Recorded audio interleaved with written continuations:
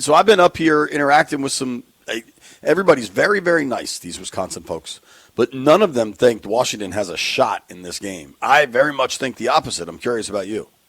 Well, so I thought one of the most fascinating things Dan Quinn said yesterday, he's getting asked questions about the Packers and how dangerous they are, and Micah Parsons is there, and he knows Parsons as well as anybody, et cetera, et cetera, et cetera.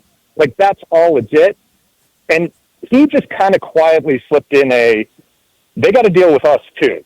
And that wasn't like his thumping his chest, but like, that's real. And that is like baked in. And yes, Green Bay is very good. They're at home and they don't have to they went from home to home in a short week with no flights. The Commanders will fly after practice and deal with the travel. So there's an advantage to the Packers, and the Packers are good enough that they should be favored. But I just think that this group has shown that they have to be dealt with too, and that is every week and every quarter and every snap. You got to figure they're going to be a little bit cleaned up with the penalties from last week. So I think there's a way for the Commanders to come out of this with a loss, but still make a statement. And that's not even saying I expect them to lose, because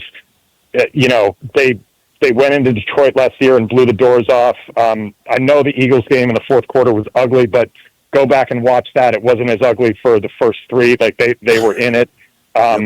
There's not a team that this team can't play with, and that's not declaring them a Super Bowl favorite or favorite in the NFC East over the Eagles or anything like that. The attitude is what Quinn said yesterday. They got to play us too.